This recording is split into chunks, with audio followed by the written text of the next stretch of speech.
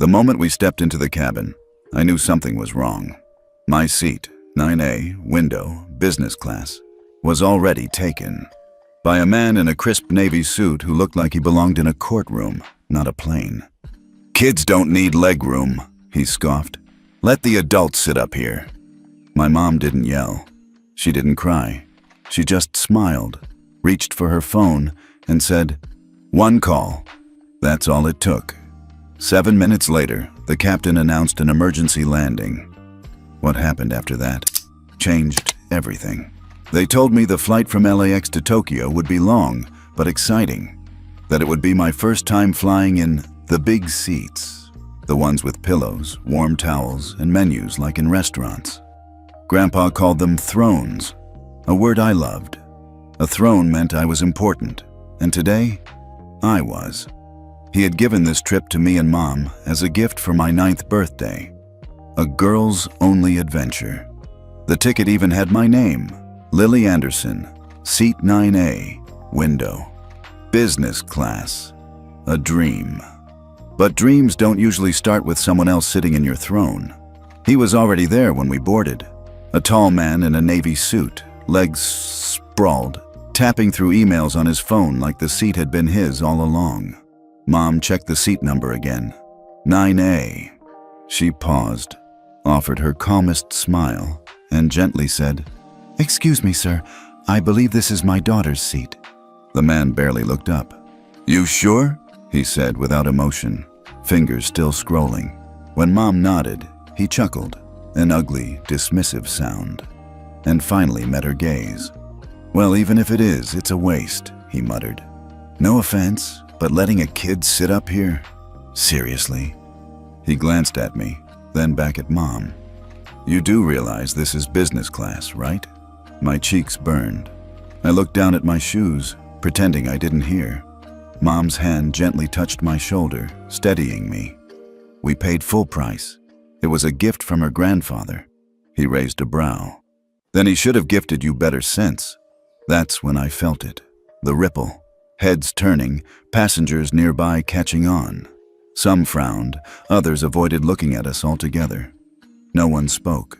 Mom inhaled slowly, but her voice remained calm. "Sir, please move. My daughter deserves the seat she was assigned." He leaned back, eyes narrowing. "Deserve?" he repeated, like it was a dirty word. "Look, lady, I've flown this airline for over a decade. I've racked up more miles than you can count. Your daughter won't appreciate this seat. She'll kick the tray table, spill juice, annoy people with cartoons. She can sit in the back with the rest of the kids. Save the throne for those who earn it." Each word chipped away at my confidence. My fingers clutched the strap of my backpack tighter. The dream was cracking, and fast. A flight attendant appeared, blonde hair in a tight bun, smile strained. "Is there a problem here?" "Yes," Mom said calmly. "This man is occupying my daughter's seat." The attendant glanced at Greg, then at me, then back to Mom. She gave a polite, professional nod. "Let me check the manifest."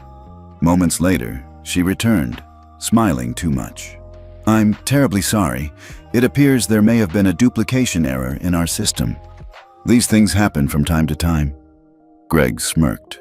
"But," the attendant continued, "if you wouldn't mind, ma'am, we'd be happy to relocate you and your daughter to seats further back. I'll make sure it's as comfortable as possible. Extra snacks, window seat." Mom's eyes narrowed. "Are you asking me to move, even though we have the rightful claim to this seat?" The attendant's voice dropped a tone. "We're asking for your cooperation, for the sake of a smooth boarding process." There it was, that invisible pressure, the expectation to be reasonable. Translation: don't cause a scene. Keep quiet. Move along. Greg folded his arms, victorious. "See? Even the staff agrees. Let's not ruin this flight over a technical hiccup." I felt the sting before the tears. The way people looked at us. Pity. Annoyance. Some just went back to their newspapers and podcasts. We were the disruption. We were the noise. I wasn't a girl with a birthday gift anymore. I was a problem. I wanted to vanish. Mom, however, didn't blink. She didn't raise her voice. Instead, she said 5 words that would become the beginning of something much, much bigger. "Let me make one call." Greg rolled his eyes. The attendant looked relieved, probably thinking Mom had decided to call a husband or a travel agent or someone to complain and let it end there. But that wasn't the call she was about to make. She stepped aside, pulling out her phone with surgical precision. Her voice was low but clear, speaking into the receiver with an authority I hadn't heard before. Not like a mom asking for help, but like someone reporting an incident. I heard phrases I didn't understand.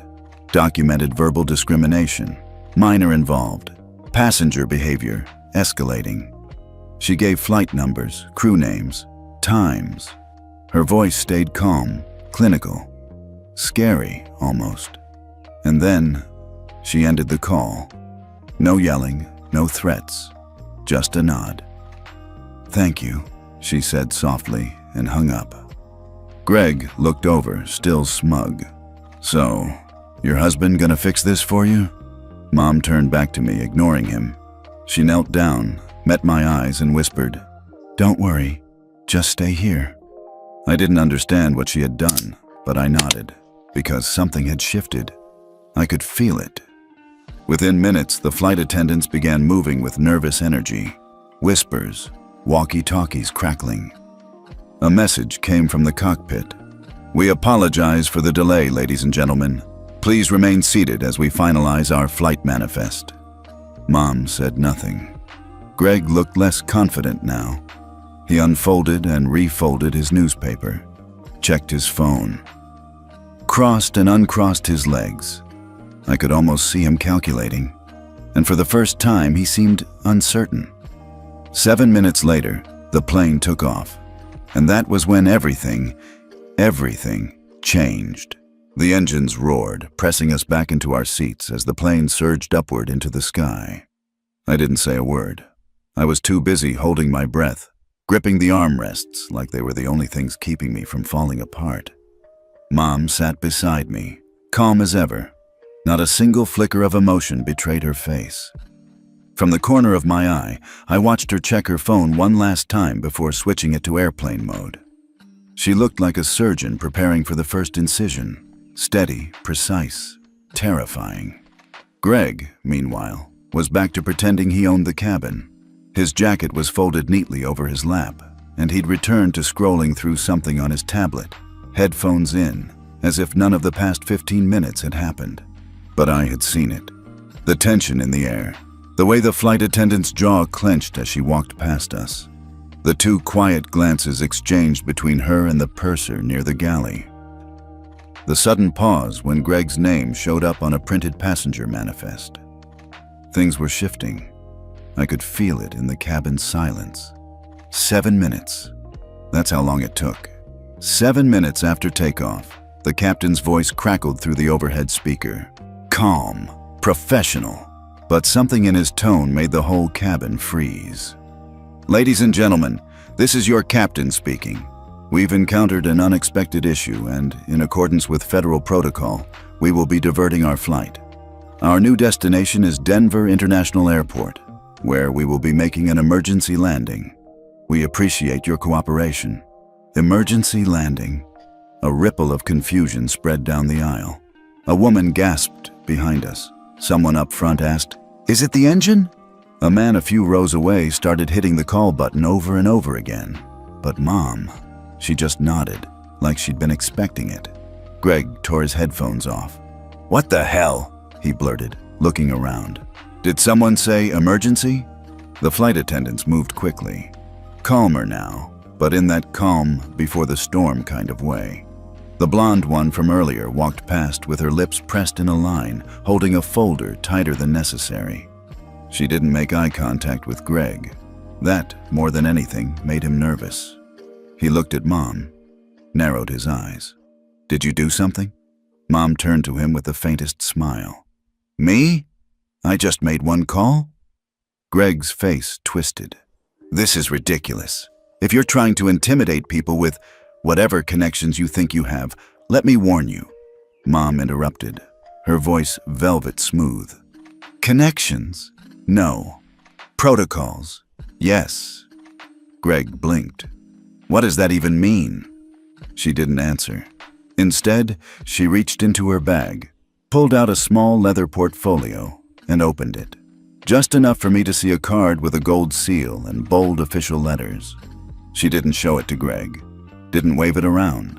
She just let it sit there, visible only for a second, before slipping it back in. I didn't understand all of it, but I caught a few words. Federal Human Rights Liaison. Greg didn't see the card, but he saw her eyes, and something in them finally made him stop talking. It took another 20 minutes for us to descend into Denver airspace. Outside the window, the city lights sparkled like shattered stars. But inside the cabin, the atmosphere was thick with questions. Nobody knew what was happening, but everyone felt it had something to do with us. I kept my head down, pretending to nap, but my mind was a storm. I replayed the scene over and over, Greg's voice, the sting of his words, the burn of injustice. The way Mom didn't shout or threaten, just acted. She didn't need an army. She was one. When we landed, there was no applause, no jokes, just a strained silence as the plane taxied to a remote corner of the tarmac. We weren't parked at a terminal. We were far from the gates, alone. The seatbelt sign dinged. The overhead bin stayed shut. The captain's voice came back. "Ladies and gentlemen, please remain seated. Ground security will be boarding shortly. We ask for your patience." Greg shifted uncomfortably. He looked out the window. "Why aren't we at a gate?" he asked, no one in particular. Then louder, "Excuse me? Why is no one explaining anything?" No answer. Then the door opened. 2 uniformed security officers stepped inside, followed by a man in a dark gray suit with a clipboard. He looked serious, controlled. Behind him, a woman in a navy blazer with a badge around her neck scanned the cabin, then nodded. The suited man stepped forward, his voice loud enough for the entire business class cabin to hear. "Passengers Lily Anderson, Emily Anderson, and Greg Warren, please gather your belongings and come with us." My heart stopped. Everyone turned to look. Greg's mouth fell open. "What? Why? What the hell is this?" The officer behind the man didn't flinch. "Sir, you need to come with us, now." I stood up shakily, grabbing my backpack. Mom rose beside me, still as calm as ever. Greg hesitated, then stumbled up, almost knocking over his bag. "Is someone going to explain what's going on?" he demanded. The man in the suit looked him dead in the eye. "All questions will be answered in the proper setting." The aisle parted for us as we walked. Eyes watched us like we were ghosts. Some with curiosity, some with fear. No one spoke. As we stepped off the plane and into the waiting vehicle, Greg turned to Mom one last time. "This is a mistake," he said, almost pleading. Mom didn't look at him. "It's just protocol," she said softly, and then the door shut. We were driven across the tarmac in a black van with tinted windows. No words were spoken inside, just the hum of the engine, the occasional crackle of a radio, and the weight of what none of us understood, or in Mom's case, wouldn't say out loud. I sat between her and the wall, fingers clutching my backpack straps like they might anchor me to something real. Greg sat opposite, legs jittering, eyes darting between Mom and the officers like he was trying to solve a puzzle that kept changing pieces. "This is insane," he muttered, voice just loud enough to hear. "I've done nothing wrong. I didn't touch anyone, didn't raise my voice. This is a mix-up." Nobody responded. The van pulled up to an unmarked building. No logos, no windows, just a concrete box attached to the side of the airport. The kind of place that made you feel like the rules outside didn't apply here. The sliding doors opened, and a man in another suit stepped forward. "This way, please." Greg hesitated. "Where are we? What is this?" The officer beside him didn't answer, just motioned forward. We walked through a hallway with no posters, no airline advertisements, no welcome signs. Just gray walls and silence. They led us into a conference room, long glass table, chairs on one side. On the other, more suits. A woman with steel gray hair. A man with a tablet in front of him. Another flipping through a file marked with red tape. None of them looked like airline staff. We were motioned to sit. Greg refused. "I'm not sitting anywhere until someone tells me what the hell is going on." The woman with the gray hair looked up at him like she was inspecting a coffee stain. "Mr. Warren, you are currently listed on an incident manifest involving a potential violation of international human rights protocol aboard a commercial aircraft. You will be given the opportunity to respond. But first, we require silence." Greg opened his mouth, then shut it. Human rights? I didn't fully understand what that meant in this moment, but I saw it land like a punch to Greg's stomach. His skin paled. Mom finally spoke. "My daughter and I will cooperate fully." The woman nodded. "We know." They brought us water, crackers. Someone handed me a coloring book, which felt so wildly out of place that I just stared at it. I didn't want to color. I wanted to know what was happening. One of the men addressed Mom directly. "Ms. Anderson, your report triggered automatic escalation due to your clearance level. Before we proceed, please confirm your current title." Mom's voice was steady. "Senior Liaison Officer, Federal Human Rights Commission, ID 273B. Greg sat down, hard. His eyes flicked toward her like he was seeing her for the first time. Not just as a mom or a passenger, but as something else entirely. A force, an official, someone who didn't just file complaints, someone who changed laws. "No," he whispered. "You're bluffing." But no one laughed. The man with the tablet continued. "Mr. Warren, your behavior has been flagged in 3 prior incidents reported by airline staff. 2 involving discriminatory comments toward passengers of color. 1 involving aggressive remarks to a flight attendant under the age of 21. All previously de-escalated due to insufficient evidence. This time, with a federal-level witness present, the case is now under formal review." Greg's face flushed crimson. "That's ridiculous. Those were misunderstandings. No one ever told me." "That's not true," the gray-haired woman cut in. "You were warned. Twice. We have acknowledgement signatures on file." Greg looked like he might be sick. This is because of that kid's seat?" He pointed at me like I was a stain, like I wasn't a person. Mom's hand closed over mine.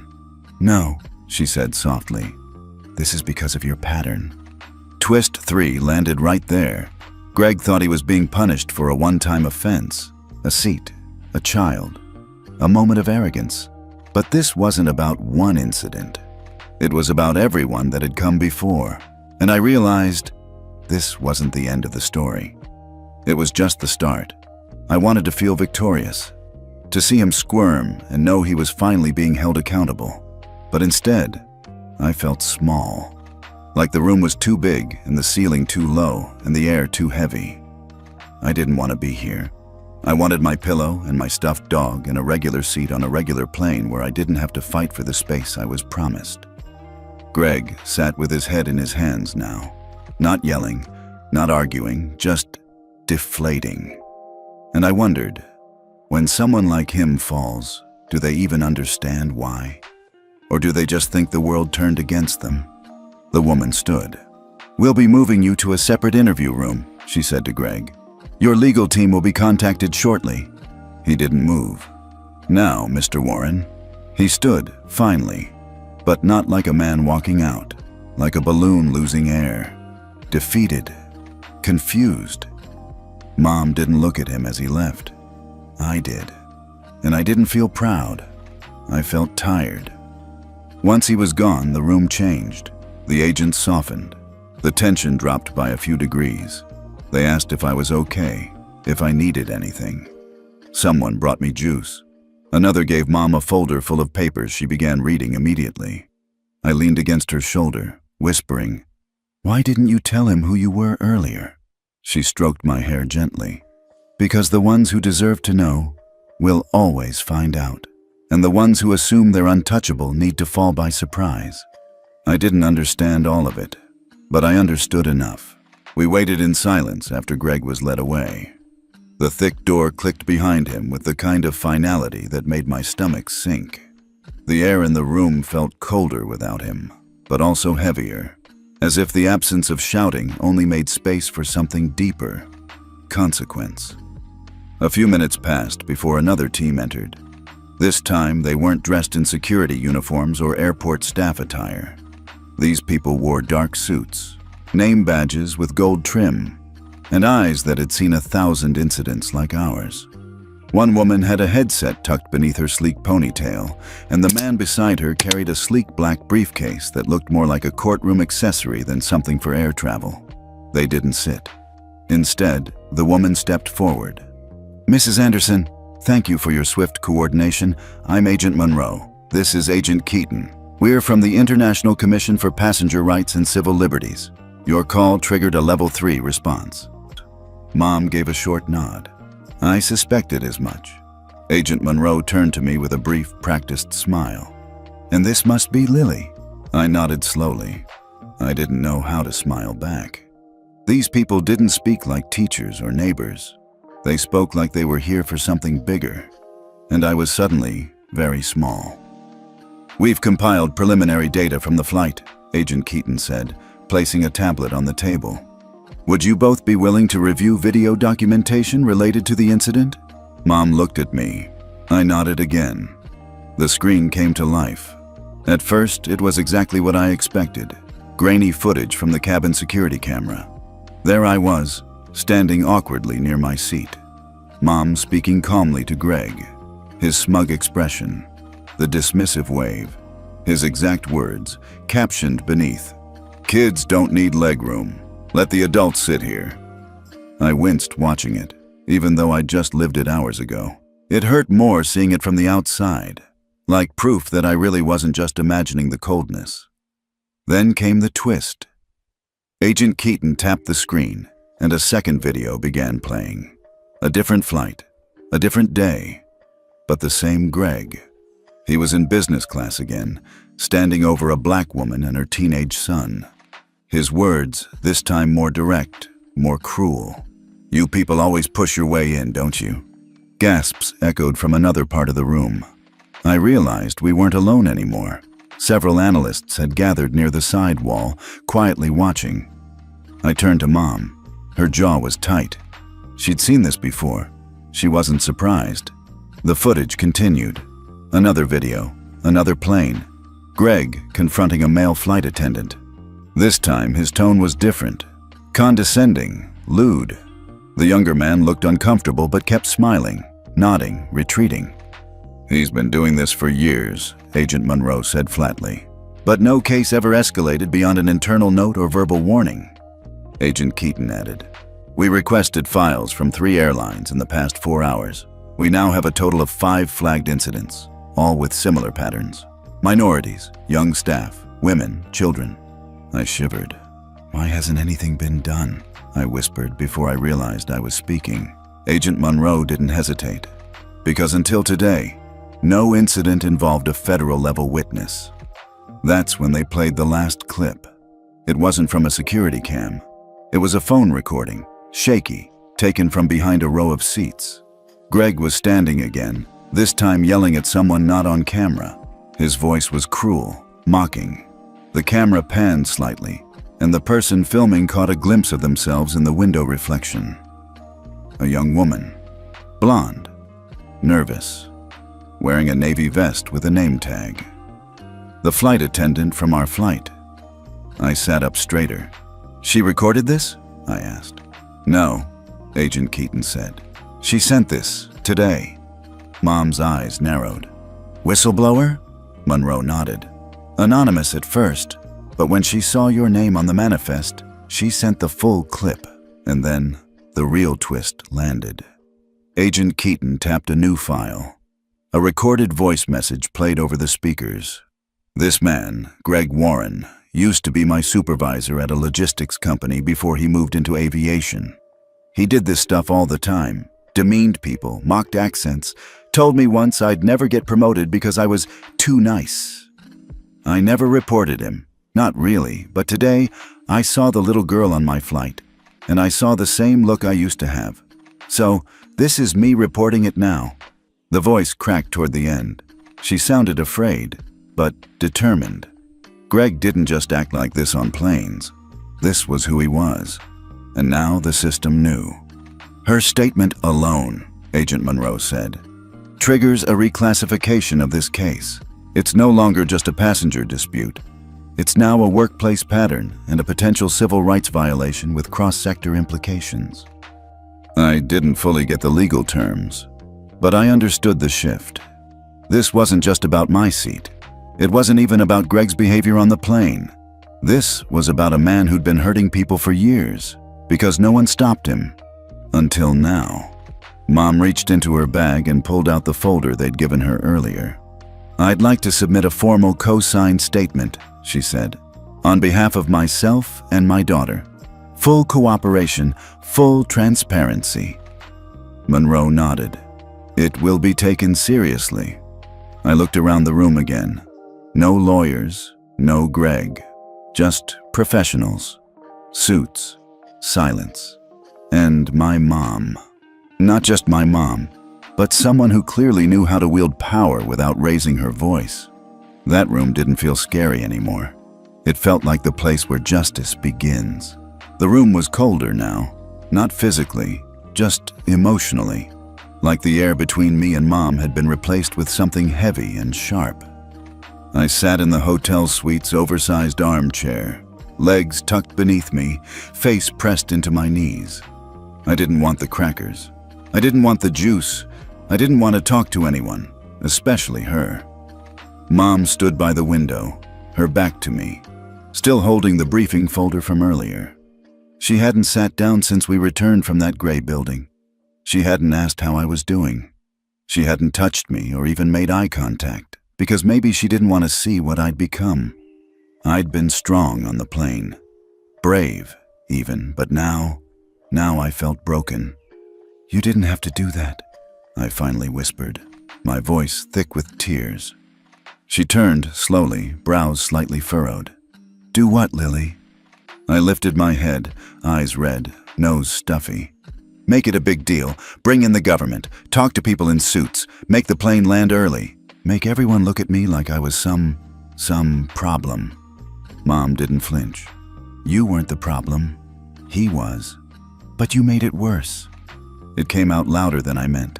It echoed in the room, hitting the glass and bouncing back at me. Mom's expression didn't change, but something in her shoulders slumped.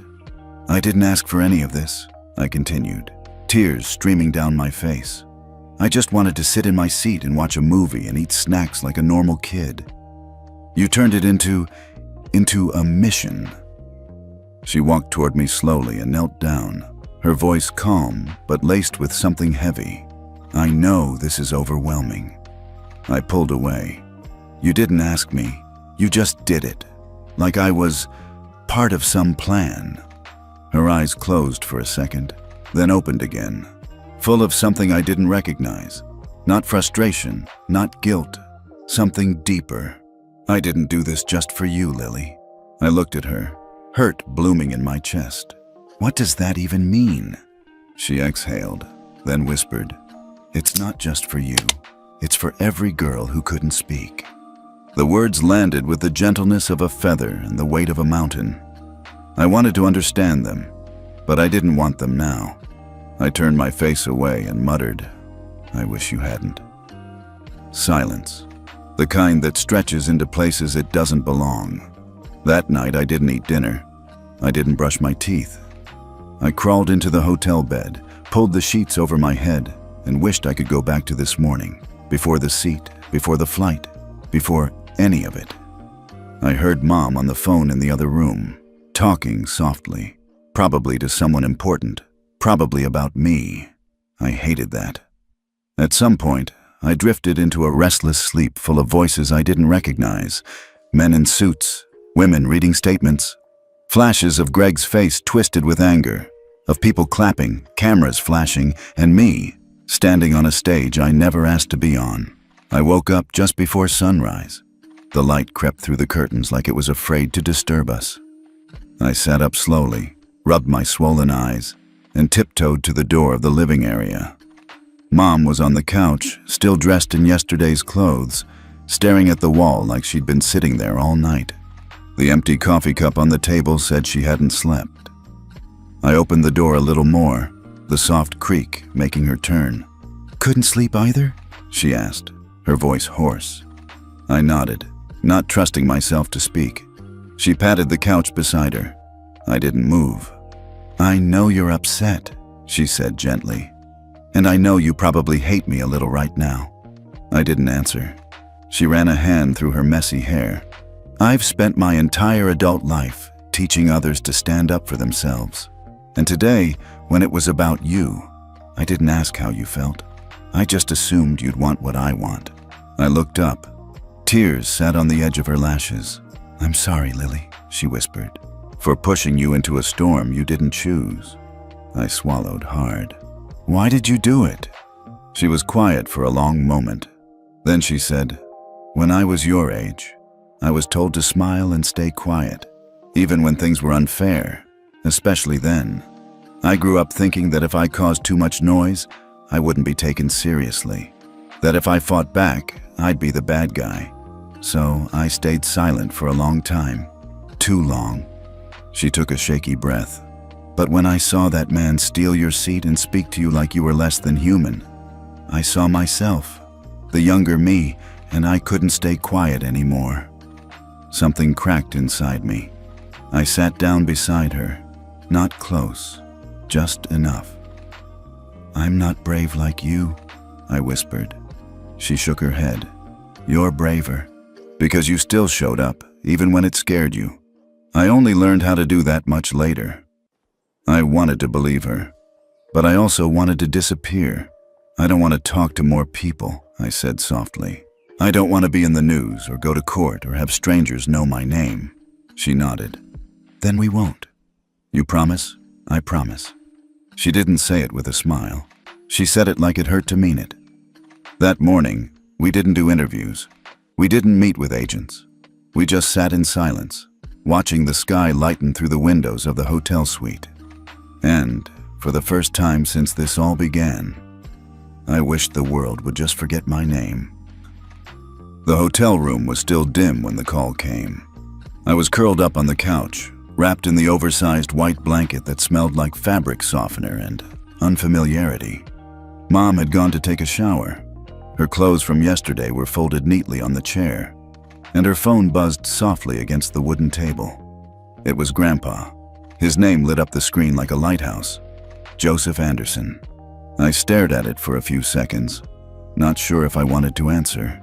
My heart beat faster. I was still angry, still confused. But also, I needed to hear his voice. I slid my finger across the screen. "Hello?" There was a pause. Then the warmest sound in the world came through the speaker. "Lily," Grandpa said. "You sound tired." "Sweetheart." "I am," I whispered. "I've been watching the news," he said gently. "They're talking about you, about the flight, about what your mother did." I clenched my jaw. "She didn't ask me first." "I know," he said. "And I think she knows that too." I stayed quiet. He continued, voice calm like always. "You want to know why I gave you that ticket, don't you?" I hesitated. "Because you wanted me to have fun?" There was a soft chuckle on the other end. "Partly. I did want you to enjoy the flight. I wanted you to feel special, to be pampered, to know what first-class care feels like." Another pause. "But more than that, I wanted you to see the world, not just from 30,000 feet, but as it really is." I furrowed my brow. "What do you mean?" "That seat was the world's smallest classroom," he said softly. "For you to learn, never give your dignity away." His words echoed. I sat up a little straighter. "I don't understand," I admitted. "You will," he said. "That man took your seat. But more than that, he tried to take your right to be there, your space, your voice. And the people around him, they let him, because it was easier to stay quiet." The lump in my throat returned. "I didn't want to fight," I whispered. "I just wanted it to stop." "I know," Grandpa said. "And wanting peace doesn't make you weak, but being afraid to stand up, that's what they count on." He paused, letting that sink in. "There's a rule I learned a long time ago," he continued. "The world won't always hand you fairness. Sometimes you have to demand it. Not with fists or shouting, but with the truth. And sometimes, telling the truth is the bravest thing you can do. I thought of Mom. The way she stood so calmly in front of all those people. The way she didn't yell, didn't beg, just made a call. What if people hate me for it? I asked quietly. They might, he said. People don't like being reminded they're wrong. But for every person who turns their back, there are 10 more who'll whisper, "Thank you," because they couldn't say it themselves. My eyes burned again. Did that ever happen to you? I asked. He sighed. More than once. In the army, in the courthouse, even in the grocery store. I've been looked down on, ignored, told to stay in my place. But I remembered what my mother told me. You don't need a title to deserve respect. You just need a spine. That made me smile, even through the tears. I don't feel very brave, I admitted. He chuckled. That's how you know you are. The brave ones never do. They just act anyway. I sniffled, wiping my nose on the sleeve of my sweatshirt. So what should I do now? There was a long pause. Then his voice dropped to a soft whisper. You decide. You don't owe anyone your voice, Lily, not even me. But if you want to speak, if you feel like something inside you won't let it rest, then maybe that's your answer. My heart beat a little louder. I think I'm scared. You should be, he said. That means it matters. After we hung up, I didn't move for a long time. I just sat there, feeling the weight of his words settle into my chest like puzzle pieces that had finally clicked. That seat hadn't been just a birthday gift. It had been a lesson, not about comfort or luxury, but about presence, about the right to exist in a space without apology, about dignity. I stood up, pulled the curtain aside, and looked out at the sky.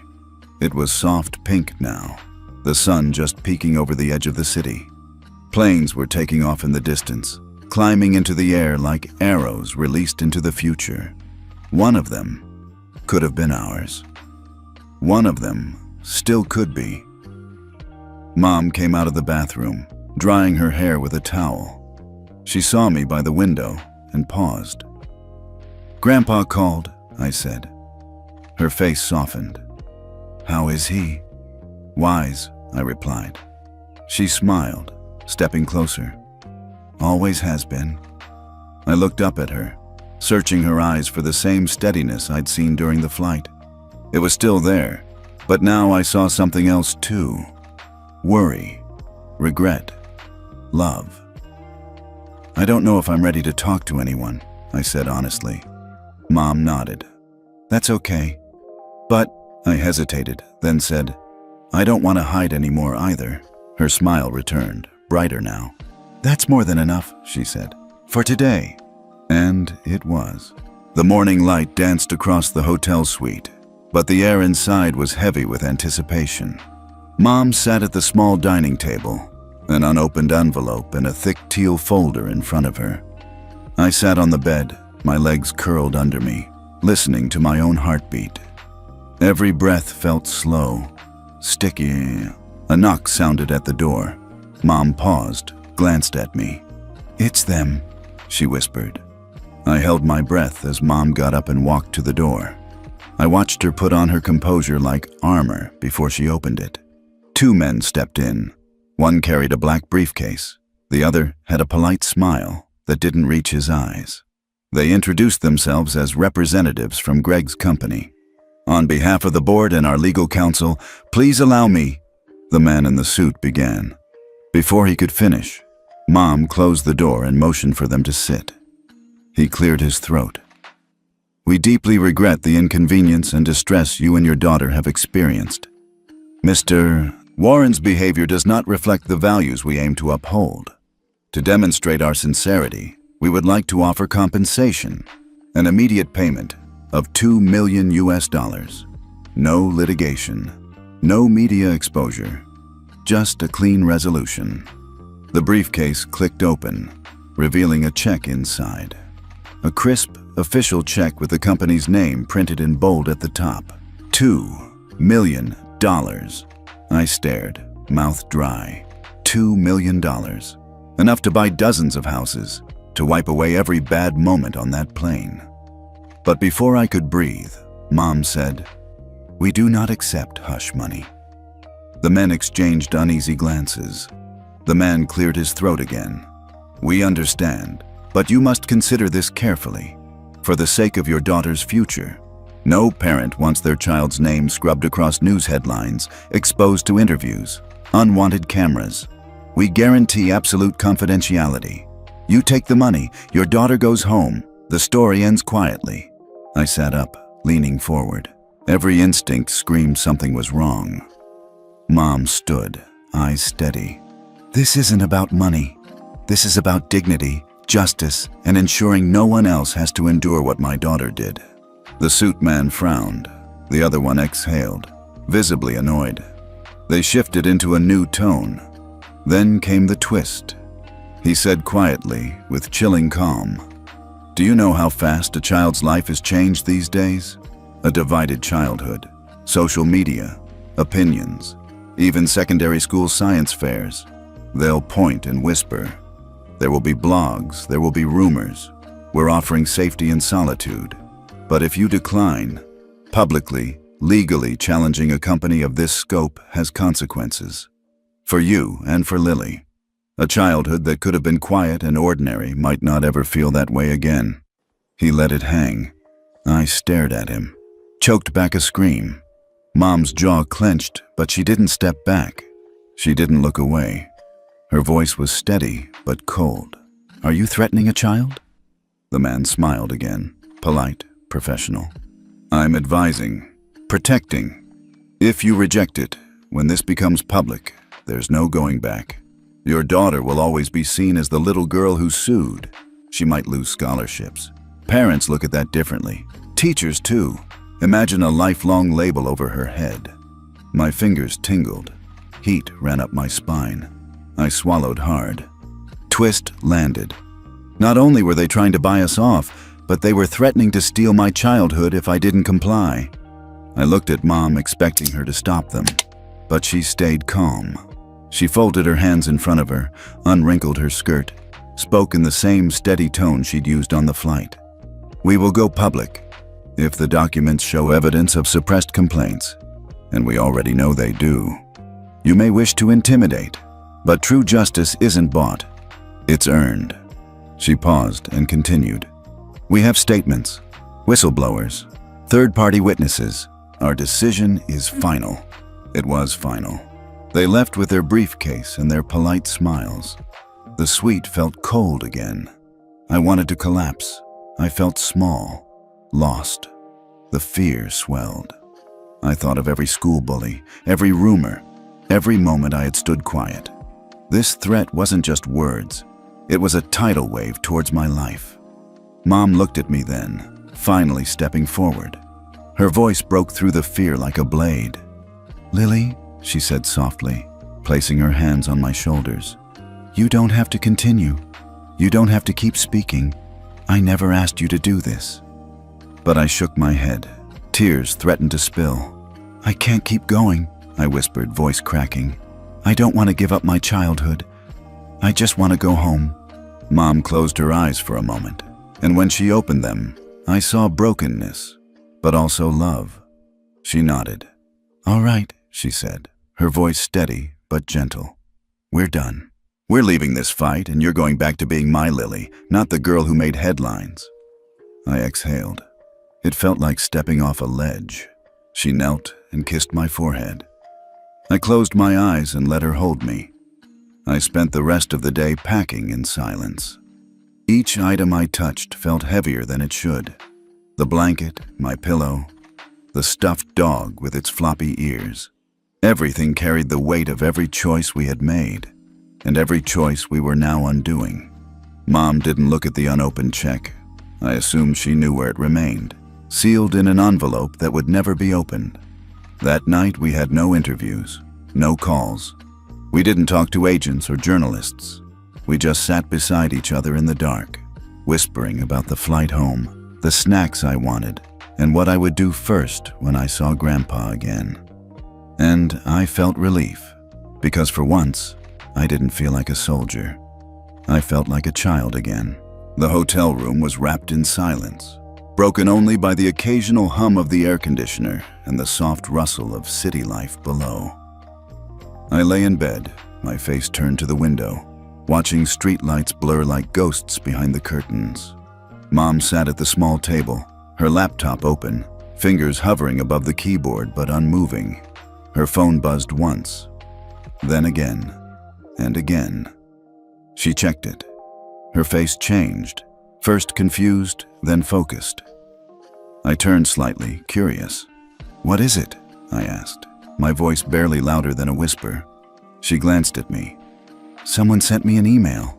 I blinked. "Who?" She didn't answer immediately. She opened the message and read it aloud. "Dear Mrs. Anderson, I was sitting 5 rows behind you on the flight. I didn't say anything. I should have. I saw everything. If your daughter chooses to speak, I'll testify. I saw what he said, what he did. I'm sorry I stayed quiet. I want to help now." The words felt like air returning to the room, like someone had cracked open a window after hours of suffocation. I sat up in bed. "He wants to help?" Mom nodded. "He's not the only one." She opened the next message, then another, and another. Each one came from someone different. A passenger, a flight attendant, a retired pilot. Some messages were short, others pages long. Some apologized. Others offered formal witness statements. But they all had one thing in common. They'd been silent, and now they didn't want to be. One message stood out. It came from a boy. His name was Marcus. He was 11. His email had typos, emojis, and a link to a video. "Who's Marcus?" I asked as Mom opened the video. He appeared on screen, sitting on the edge of a twin bed in a small, dimly lit room. His face was serious, but his voice trembled slightly. "Hi, Lily," he began. "You don't know me, but I saw your story. Something kinda like that happened to me before. This man at a store told me I couldn't try on the nice sneakers because they weren't for kids like me. My mom was so mad, but she didn't say anything. We just left. I felt like I did something wrong." He paused, swallowed. "But then I saw you, on the news. You were brave. You said no. And I thought, maybe I can too." Marcus lifted a drawing, clumsily colored with crayons. It showed a girl with light hair and a crown, standing on an airplane seat. Around her were shadows, tall and dark, but she stood with her fists raised, unafraid. Below it, in shaky handwriting, were the words, "Your courage gave me courage." I felt something inside me burst. The tears came fast. Not the kind I'd cried when I was scared or angry or exhausted. These were different. They felt real, heavy, cleansing. "He drew that?" I whispered. Mom nodded, her own voice cracking. "He did." The next few hours were a blur of messages, screenshots of strangers around the world holding signs. "We stand with Lily." A grandmother in Canada wrote a letter about her own childhood. A teacher from South Africa said she'd use my story to teach her students about standing up for themselves. There were messages in Spanish, French, Japanese, Arabic.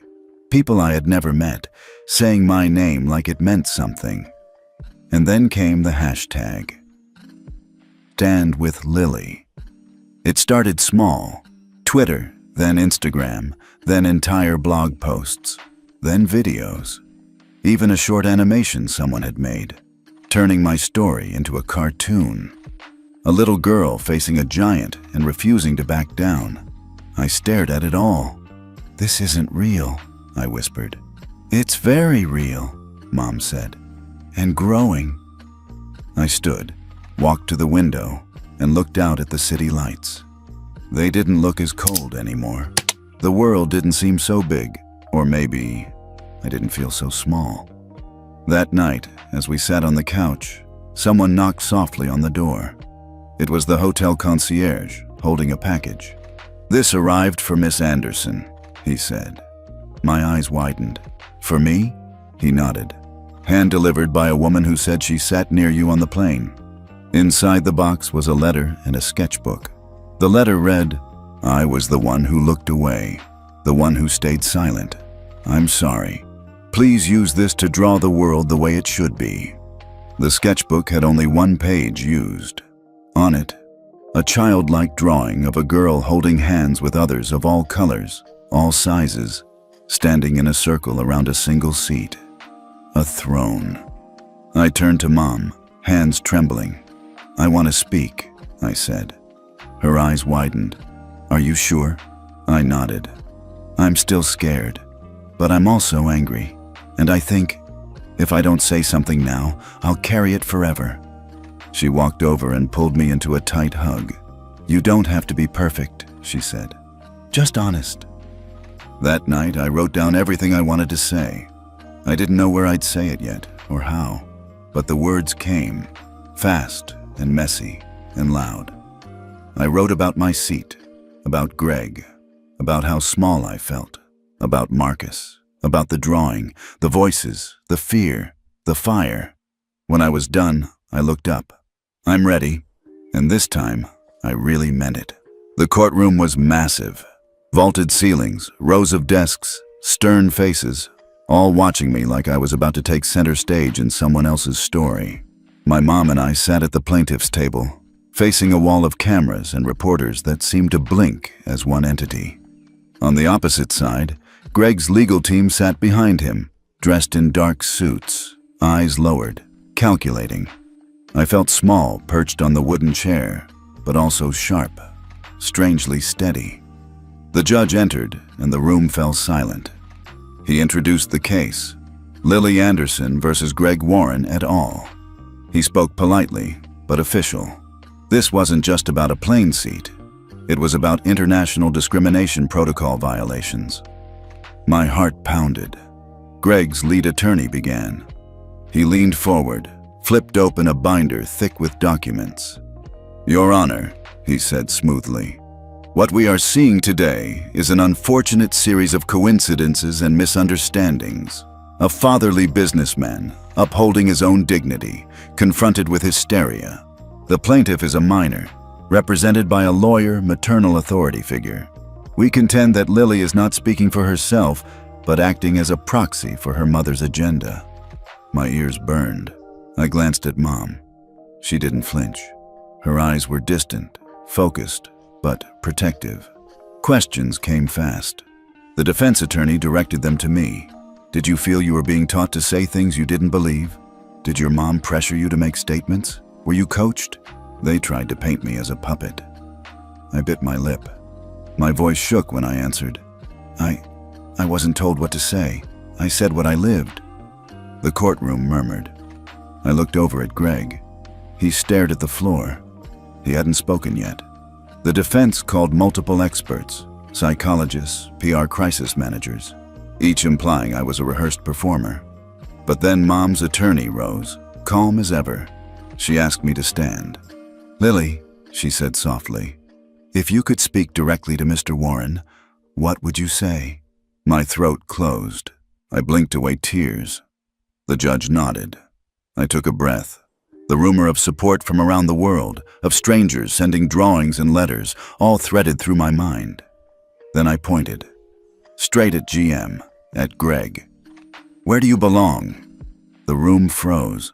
Silence swallowed the air. Something cracked behind me. I heard a gasp from a reporter, a sniffle from someone in the back.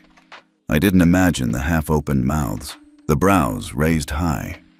Greg looked up. His eyes brimmed. Liquid sorrow or shock, I couldn't tell. His face crumbled, tears spilled, and he curled forward, the suit canting with him, until he buried his face in his hands. He cried. My question was simple, a girl's question, but it stripped him, naked. He couldn't answer. The judge called for order. The bailiffs came. Greg's attorneys murmured, offering tissues. But the look in his eyes, hollow, broken, said more than words ever could. The mood shifted. No longer just a legal case.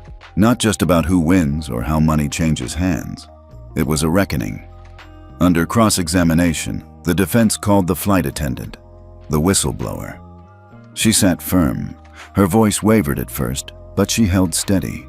She described the racial nicknames, the repeated insults, the avoidance of other flight attendants, the fear she felt. They tried to twist her words, suggesting she sought attention, demanded payment.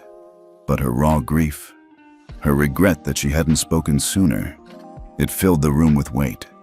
Then came the passengers, a black man, a woman of Asian descent, a Latina mother. They each spoke in turn. They described how Greg looked at them, the tone of his voice. Each testimony added color to the pattern. It wasn't isolated. It was history repeating. The emotional current rose. I sat in my seat, legs shaking. I thought of Marcus's drawing, of every email, of Grandpa's words. I closed my eyes for fear the room would spin. When it was over, Mom and I stepped outside into a hallway. Reporters were trying to get statements. Cameras flashed. But she placed her hand gently on my back. "You did it," she whispered. I shook my head. I felt drained, but alive. Days later, the verdict arrived in the media. Greg Warren, found guilty of repeated discriminatory behavior and verbal assault. He was ordered to apologize publicly, to attend compulsory training. His company mandated review overhaul. The corporation was fined. A public apology was issued. A foundation for passenger dignity was established in our names. They said I was the youngest person to ever prompt such change in airline policy. But none of that echoed louder than one committee chairman's statement. A 9-year-old girl asked the question no one dared. "Where do you belong?" That evening, Mom and I sat in a small cafe. Not fancy, just coffee and pastries. I stared out at the city lights reflected in glass windows, all across town and across the globe. People were tweeting, sharing stories, posting drawings, photographing slates, reading #StandWithLily. I took a sip of hot chocolate. Mom nudged me. I looked up. She slid an envelope across the table. Inside was a blank check. $1 million. It came from an anonymous donor, used for Lily's education, not silence. I stared at it and pushed it back. She shook her head. Justice shouldn't be profit. I held her hand. I remembered the seat, the fight, the fall, the question.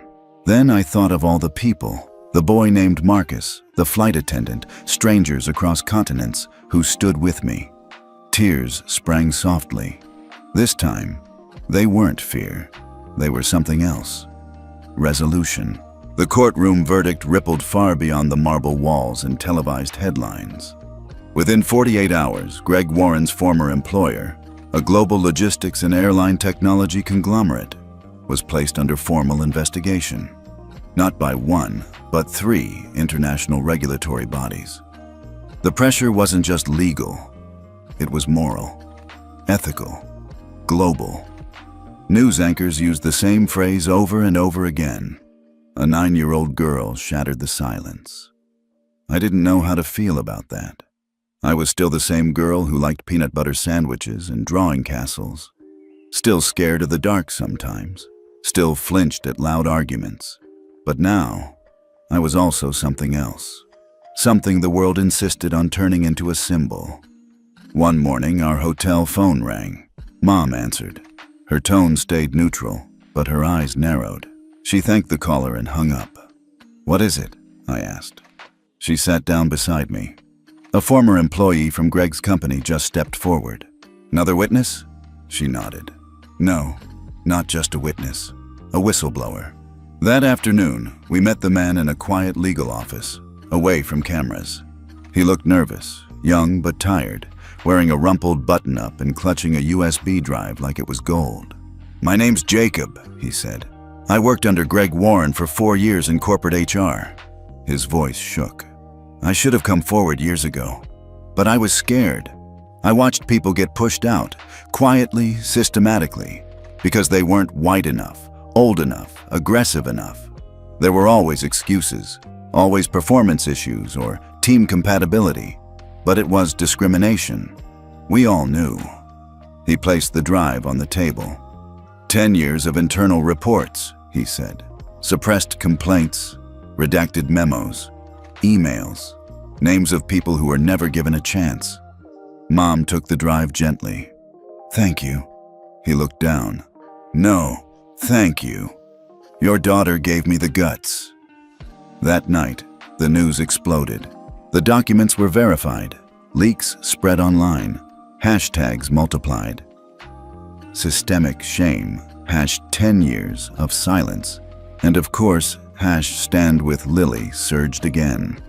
Corporate leaders resigned. A dozen lawsuits were filed within a week.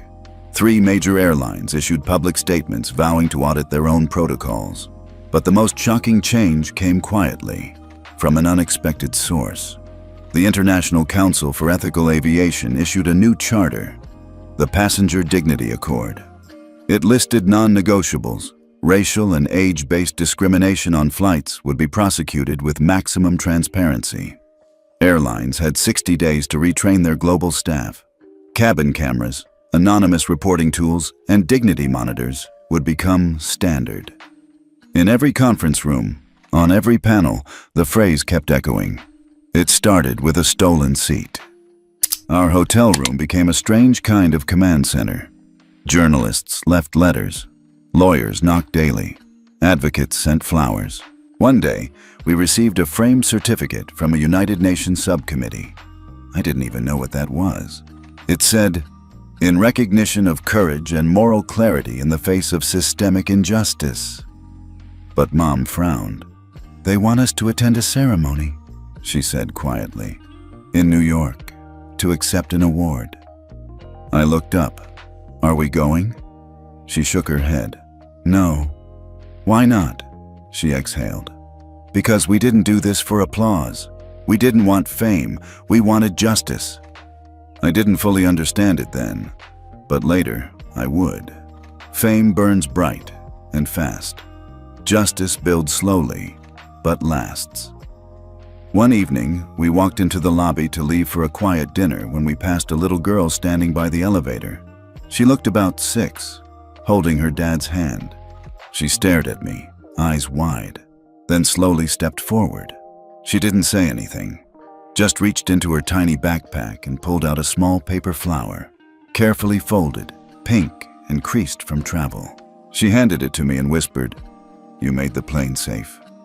Then she ran back to her dad. Later that night, I looked at the flower and thought about what Jacob had said, about all the people who had lost jobs, confidence, and hope because of silence.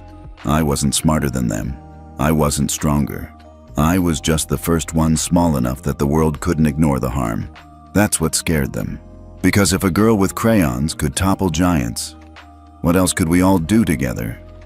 On our last night before flying home, I found Mom on the balcony.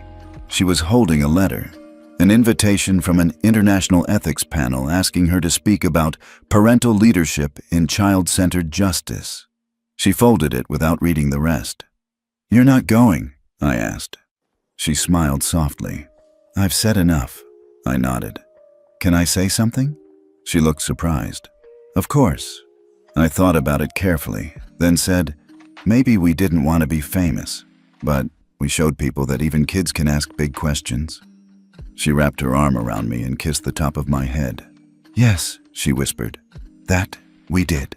The morning sunlight filtered through thin hotel curtains, but the room felt dark with decision. Emily sat at the small desk, a stack of documents before her, her expression both pensive and resolute. I sat beside her on the bed, legs crossed, tracing lines in the carpet with my finger. I knew something big was coming. I just didn't know how it would land. Finally, she spoke, quietly. "Lily, I've decided to resign." My heart paused. "I'm resigning from the commission," she continued, "effective immediately." I stared at her, confusion and fear mixing like storm clouds. "But why?" I asked, voice small. She looked at me, steady but soft. "Because I promised you something." I blinked slowly. "I promised you peace. I promised you childhood." Her words were slower now, softer, but each one carried weight I hadn't expected. Ending her career at the commission meant admitting defeat to some. It meant walking away from influence, from pay, from identity. For her, the buzz of power had always been a tool. Now it would be a tether. She chose freedom instead. In the subsequent hours, we packed. Not for travel, though that followed soon, but for something deeper, a return to quiet, a return to ordinary. We said goodbye to our team, the agents and attorneys, allies who had rallied since Chapter 1. They tried to protest.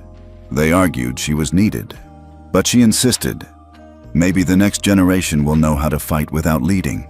And I knew, in that moment, her war was done. Our flight home was quiet, too quiet, but I didn't mind. I stared out the plane window at clouds, at the horizon, at the world continuing without asking forgiveness or offering indulgence. I wanted that world. Simple, unlabeled. One afternoon, I found a plain envelope in our mailbox. No return address, just my name in scribbled handwriting. Miss Lily Anderson. I pulled out a letter. It was thin, single page, but inside, every line soared. Dear Lily, you may not realize this, but the charter your mother helped trigger was adapted by our parliament in Nairobi this week. They passed new laws protecting passengers, especially children and minorities, from discrimination.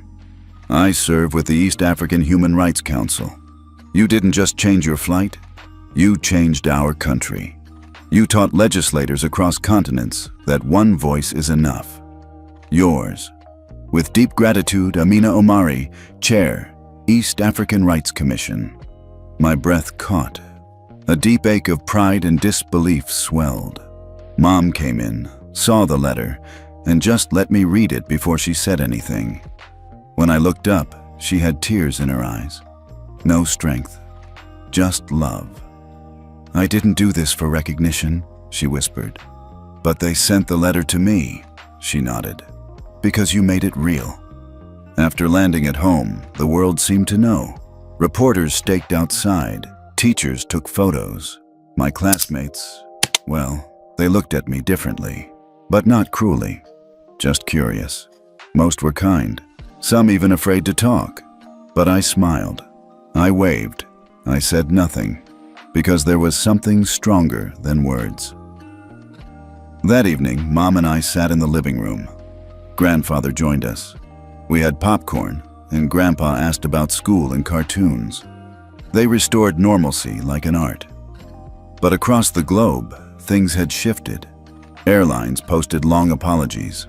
Firms fired executives. Ethics boards opened hearings. The campaign Have Her Stand with Lily became part of policy discussions. And still, Mom resigned quietly. Twist 11. Lay not in the ceremony or headlines. It lay in the silence after, in the choice to let her child grow without expectation, without legacy.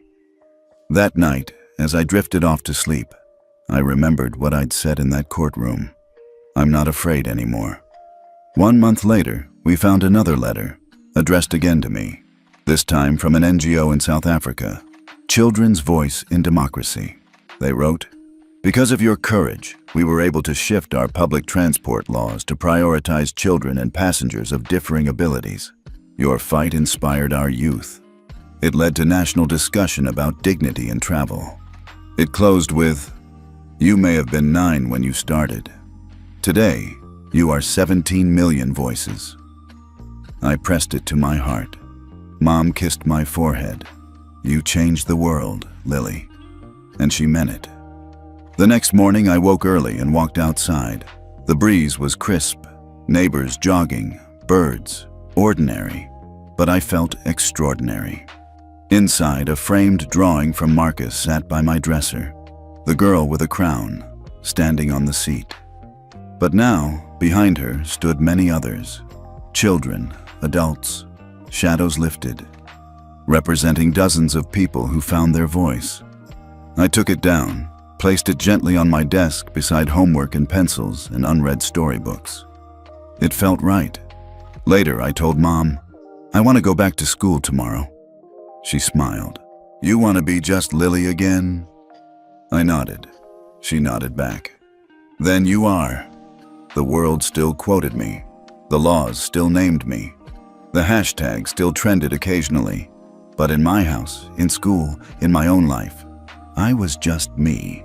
Just Lily Anderson. 9 years old, girl with crayons, girl who asked a question. And I knew, you don't need to shout to be heard. Sometimes, silence is the strongest echo. The airport terminal was unusually quiet for such a monumental return.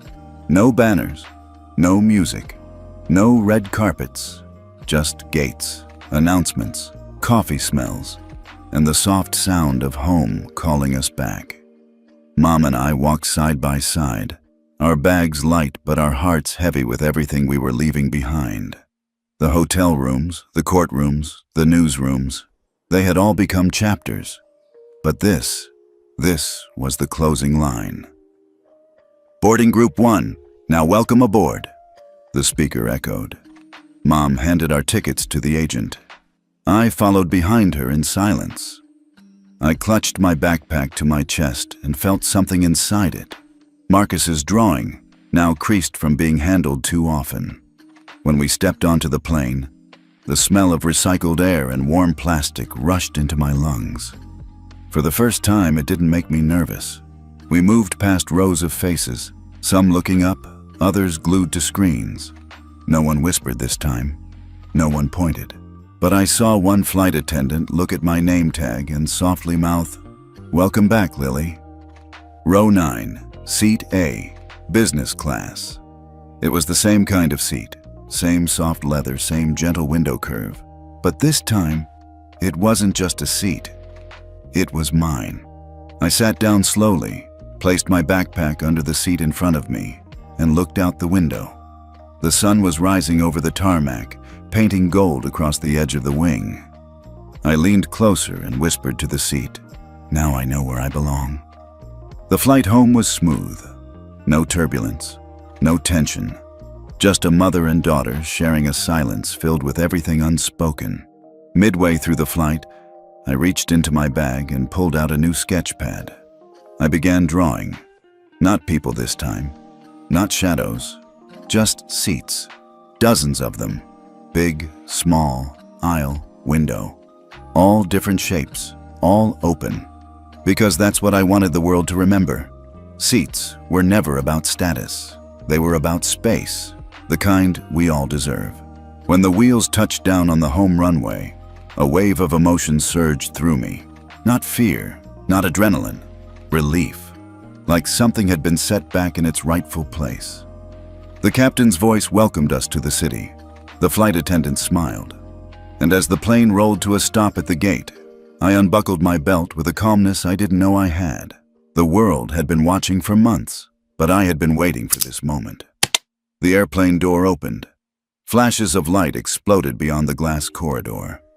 Cameras, microphones, reporters elbowing for space. I could barely see through the blinding bursts. "Lily! Emily! Do you think justice was served? Lily, what do you want to say to kids around the world?" Mom looked at me.